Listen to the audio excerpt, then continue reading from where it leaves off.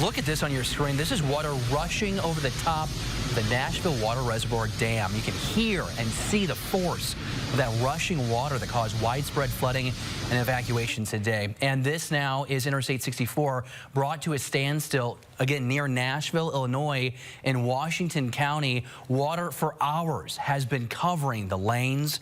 Let's go ahead and put all this on a map so you can see where this is happening. Nashville is about 60 minutes east from downtown St. Louis. Right now, all of I-64 is shut in that region from Oakville to Ridgeview because of that flooding. First Alert 4's Nathan Vickers is live at 4, continuing our coverage of the dam breach and flooding. Nathan? David, I want you to look around to see what's going on here. So we've seen the water dropping down quite a bit. Actually, earlier today, this was all where I'm standing. It would have been up to my knees or so. But they've done some work back here on the roads, and it's actually dropped the water levels down enough that the road is starting to clear out. Now, there is some asphalt and some debris around here, and you can see water still pooling up back there where all of that flooding was earlier today. We want to show you the video from what this all looked like earlier today. Homes underwater, some were overtaken by the flooding. We saw cars actually underwater as well. We even saw some basketball goals and trampolines sticking out from some of the properties there near the creek. You can even hear the car alarms going off as the water was sweeping through.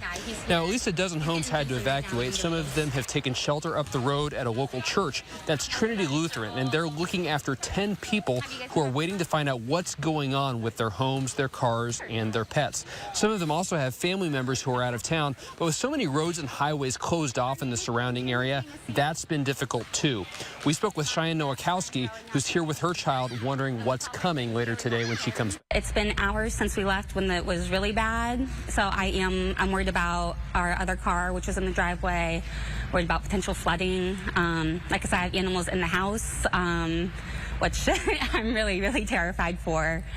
But yeah, I'd say the main thing is flooding of my house, because the animals can't get out. They're trapped if something bad happens. We've seen some emergency workers and police officers here working on and off throughout the day. Again, there was some heavy machinery out here trying to clear out some debris. We have not been able to talk to emergency management personnel, but we did talk to a Red Cross volunteer who's helping to manage that shelter. We'll hear from them coming up later at 5 o'clock. Reporting live, Nathan Vickers, First Alert 4. We'll see you in an hour, Nathan. Thank you.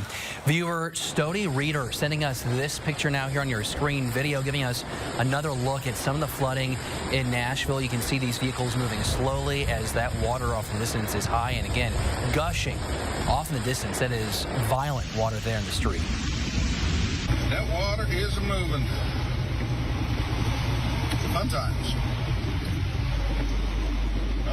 Big old branch floating down this road that's around this thing. This is what we call a flash flood. Look at that water move. So this video shows a bus driver trying to navigate Illinois 127. We're told that this bus driver was actually told by police to go this way because the water was lower here. Images like these are coming in from Washington County, where drivers have been dealing with the flooded roads and highways. The flash flooding has been widespread this morning and this afternoon, both sides of the Mississippi River.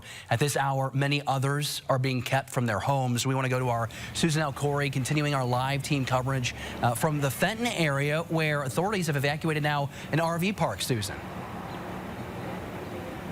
Yeah, David, right now we're at the Covered Bridge RV Park, where several people had to get out of their homes earlier today.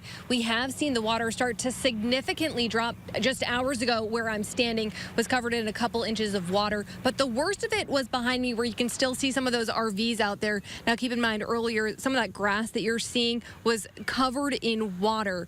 Now, we've been out here for a while. Like I said, we started to see the water dropping, but we talked to several people who were here, and what we kept hearing is just how quickly they said the water rose up. We talked to one man who said that he had to get out along with his wife and their dog. We also talked to the owner of the park. He said that they've had flooding issues here before, but again, what struck them today was just the speed that the water picked up, just concern for all of those who were out here. Fire department came and I said, can I drive my truck out? And they said, if you leave now. So I grabbed my keys, my wife grabbed the dog, and they kind of helped us out, and And we parked the truck up there and just kind of wait for the water to go back down and see what happens. Is all we can do. I know a lot of folks here right now are just waiting for the water to go back down so they can get back into their homes. We're told at this point they don't believe that any of the water actually got into those RVs, so everyone's hoping they'll be able to salvage those. Several cars, though, out here were submerged. Now, I did just speak with some emergency management out here in Jefferson County. They told me one of their biggest concerns at the peak of this was just all of the road closures. They tell me right now they're reevaluating all of those areas, but hoping that the roads back open now. In Jefferson County, Susan Elcory, back to you. Susan.